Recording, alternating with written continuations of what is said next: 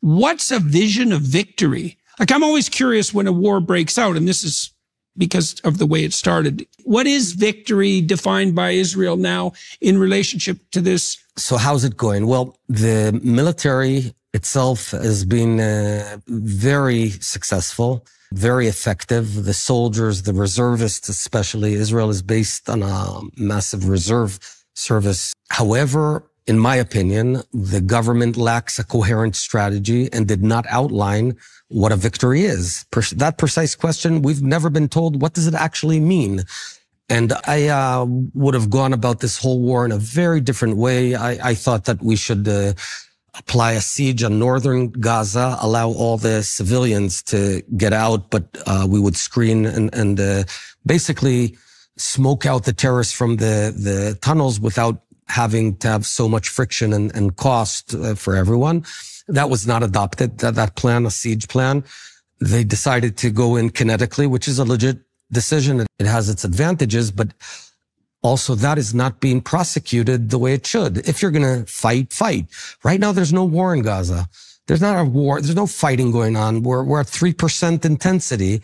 And the notion that Israel should have long, low intensity wars of attrition, I don't buy that. I think that's the wrong strategy.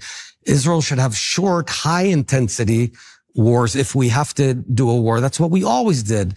The 56 war was just a few days. The 6-day war was indeed 6 days. Yom Kippur war was 2.5 weeks.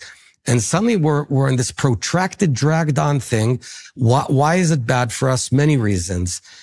First and foremost, global opinion needs short time span for us to, right? Even if it's very high intensity, lots of buildings fell or whatever, but you move on. There's something new on the agenda. I don't know, Taylor Swift comes out with a new song and everyone changes topic. But the fact that we're dripping this and we're always going to be inferior in world opinion. So the less they talk about us, the better off we are. That's one mistake. Second one, it also puts tremendous pressure on our economy, on our reservists. And that's exactly what Iran wants us to do. Iran wants to exhaust us in a slow, dripping war. And if we're not going to do that, I would cut a deal, a big deal with, and bring the hostages home. We need them to come home and fight another day. What does victory look like?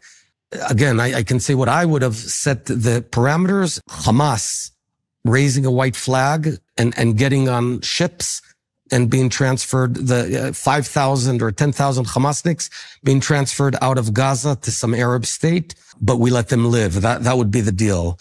And the leverage would be, if you don't do that, we're going to kill you.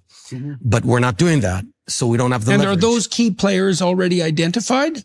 Those 5,000? Yeah. We, ultimately we're probably going to be able to kill, Yahya Sinwar and get the hostages home. We have 100 hostages that Hamas is still holding, 100 Israelis that were kidnapped from their beds at 6:30 or 7 in the morning, just citizens of Israel. And the most fundamental ethos in Israel is you don't forget anyone. You don't leave anyone behind. And this is unacceptable.